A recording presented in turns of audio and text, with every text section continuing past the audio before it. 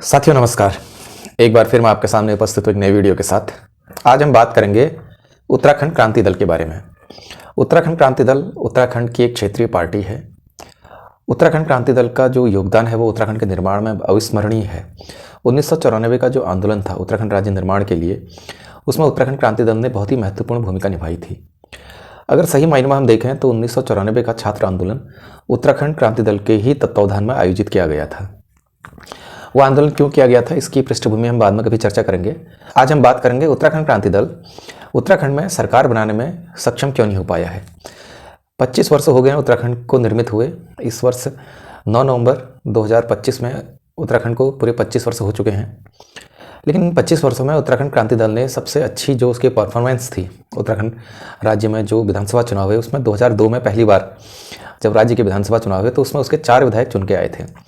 उसके बाद उत्तराखंड क्रांति दल ने कभी भी इतनी अच्छी परफॉर्मेंस नहीं दी। अगर हम बात करें उत्तराखंड क्रांति दल के राजनीतिक विचारधारा की, उत्तराखंड क्रांति दल मार्क्सवादी लेनिनवादी विचारधारा से प्रभावित है, या यूँ कहें कि वो वामपंथी या कम्युनिस्ट विचारधारा से प्रभावित है। उसका खामियाजा उत्तराखंड क्रांति दल को भुगतना पड़ रहा है, क्योंकि उत्तराखंड एक धर्म आधारित राज्य है। उत्तराखंड धर्म आधारित राज्य कहने का आशय यहाँ पर यह है, उत्तराखंड की अधिकांश जो जनसंख्या है उसका धर्म में बहुत गहरा विश्वास है।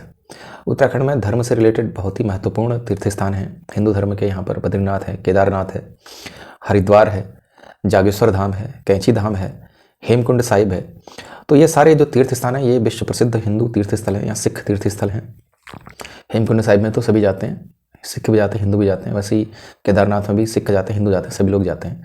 तो दुनिया भर के जो तीर्थयात्री हैं वो इन स्थानों पर आते हैं। ऐसे राज्य में अगर उत्तराखंड क्रांति दल कम्युनिस्ट विचारधारा का प्रचार करे तो वो कहाँ तक सक्सेस होगी, ये तो उसी के नेता बता सकते हैं आपको। क्योंकि पिछले 25 वर्षों के रिकॉर्ड में जब से उत्तराखंड बना है उनको कम से कम एक बार सत्ता में आना चाहिए, कम से कम उनका इतना प्रभाव होना चाहिए कि विपक्ष के नेता के तौर पर उनका कोई नेता उभरना चाहिए।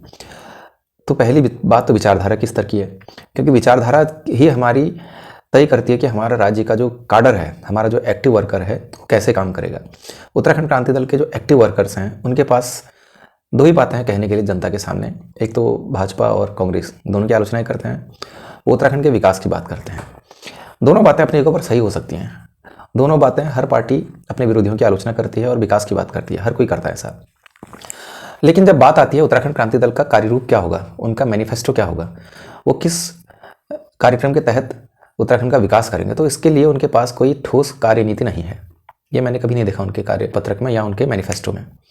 ये तो होगी विचारधारा के स्तर की बात, क्योंकि विचारधारा जब नहीं है तो कोई एक्टिव फॉलोवर्स भी ज़्यादा बनते नहीं हैं। जो भी एक्टिव मेंबर्स आपके बनेंगे वो कुछ समय बाद जहाँ पर उन्हें अच्छा लगेगा तो वहाँ से अपनी पार्टी शिफ्ट करके कांग्रेस या भाजपा को ज्वाइन कर लेते हैं। यानी कि उत्तराखंड क्रांति दल जो है वो उन लोगों के लिए एक प्लेटफॉर्म बन गया है जो राजनीति में अपना भविष्य तलाश रहे हैं। वो स्टार्टिंग में पहले उत्तराखंड क्रांति दल को ज्वाइन करते हैं, 8-10 साल उसमें काम करते हैं, फिर क्षेत्रीय लेवल पर अगर उनकी पहचान बनती हो तो वो भाजपा और कांग्रेस जैसी राष्ट्रीय पार्टियों में शामिल हो जाते हैं।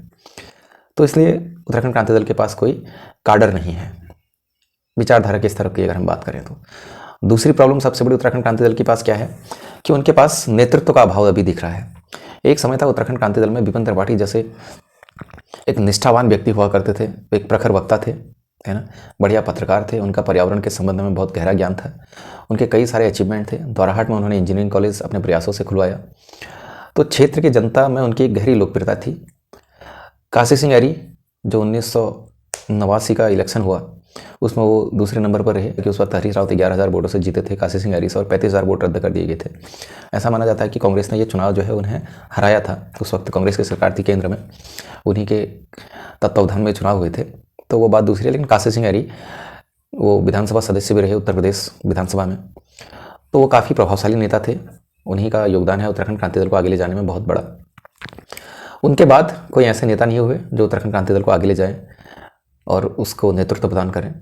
और तीसरी जो सबसे मुझे कमी लगती है उत्तराखंड क्रांति दल के पास, उसके पास कोई कार्यपत्रक नहीं है, उनका कोई मैनिफेस्टो नहीं है, कोई ऐसा विचार नहीं है जिसको जनता उनके प्रति अट्रैक्ट हो। उन्होंने कोई आंदोलन नहीं किया इतना बड़ा उत्तराखंड क्रांति दल ने, जैसे उन्होंने 1994 में आंदोलन किया, वो तो छात्रों का आंदोलन था जिसको उन्होंने नेतृत्व प्रदान किया। तो मित्रों, ये हमारी कुछ शंकाएँ हैं। उत्तराखंड क्रांति दल को हमारी शुभकामनाएँ हैं। अपनी बातों को मैं यहीं पर समाप्त करता हूँ। बहुत बहुत धन्यवाद मेरे इस वीडियो को देखने के लिए।